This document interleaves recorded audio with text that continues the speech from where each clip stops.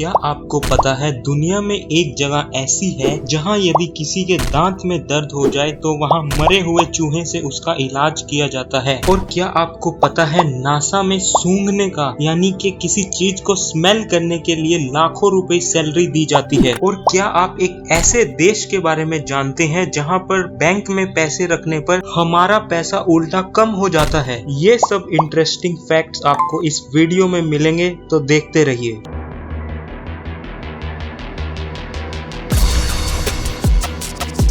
क्या आपने यह चीज नोटिस की है? मैंने तो बहुत बार की है। जब भी आप किसी नए मॉल के अंदर एंटर करते हैं तो हमें मॉल का एग्जिट इतनी आसानी से नहीं मिलता। और मैं ऐसे मॉल की बात कर रहा हूँ जिसमें आप पहले कभी गए ना हो, एकदम नया हो आपके लिए। दरअसल मॉल को डिजाइन ही इस तरह से किया जाता है ताकि आप एकदम एग्जिट ना कर पाए, और इसके कारण हम बहुत सी चीजें जिनकी हमें जरूरत भी नहीं होती वे भी हम मॉल से खरीद लाते हैं। मॉल में ज्यादा से ज्यादा सेल हो इसीलिए ऐसा पैटर्न एक कंफ्यूजिंग मैप डिजाइन किया जाता है। और साइंस की भाषा में इस इफेक्ट को हम ग्रूइंग ट्रांसफर इफेक्ट भी कहते हैं। इसकी जानकारी आप विकिपीडिया पर पढ़ सकते हैं। नेक्स्ट फैक्ट, यदि हम इंडिया के बैंक्स की बात करें तो यहाँ पे अगर हम अपना पैसा बैंक्स में डिपॉजिट करें तो एक एफडी के तहत हमें कुछ % इंटरेस्ट मिलता है, जो आज की डेट में लगभग 5 से 7% तक मिलता है। तो मतलब यानी कि आपने अगर 100 रुपए डिपॉजिट किए तो 7% के हिसाब से 1 साल के बाद आपको 107 रुपए मिलेंगे। पर जापान में इसका उल्टा है। अगर हम मान लो वहाँ पर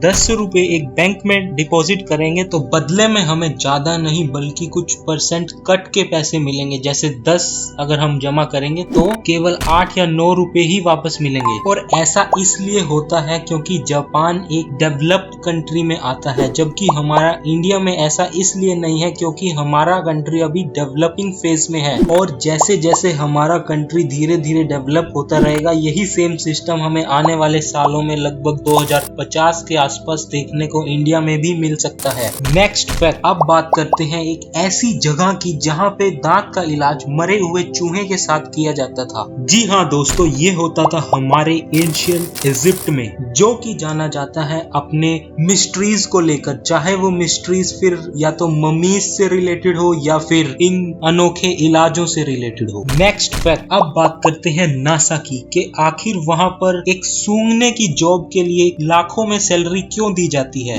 नासा वर्ड सुनते ही हमारे दिमाग में जो सबसे पहले बात आती है वह है स्पेस, रॉकेट्स, एस्ट्रोनॉट्स। जब भी कोई व्यक्ति स्पेस या स्पेस स्टेशन में जाता है तो वह अपने साथ डेली यूज के कुछ बेसिक चीजें लेके जाता है, चाहे फिर वो खाना हो या फिर डेली यूज की चीजें जैसे कि टूथपेस्ट हो। स्पेस में स्मेल बहुत ही मायने रखती है क्योंकि वहां पर हम सामान यूज करके ऐसे बाहर नहीं फेंक सकते जैसे हम घर में इधर उधर फेंक देते हैं। अगर कोई गलत स्मेल की चीज स्पेस में चली जाए तो वह स्मेल वहां पर एस्ट्रोनॉट्स को काम करने में बहुत ही दिक्कत करती है। इसलिए नासा ने एक ऐसा डिपार्टमेंट है जो कि इन सब चीजों के बारे में पूरी रिसर्च करते हैं। एक ह्यूमन का होना बहुत ही जरूरी है क्योंकि वो ही असल में एक स्मेल के बारे में बता सकता है क्या वो बहुत ही गंदी है या बहुत ही अच्छी है। हालांकि इस काम के लिए कुछ मशीन्स भी हैं, पर एक ह्यूमन की नोट से बेहतर शायद ही मशीन बता पाए कि ये स्मेल कैसी है, अच्छी या फिर बुरी। तो आज की वीडियो हम यहीं खत्म करते हैं और मिलते हैं आपको नेक्स्ट वीडियो में।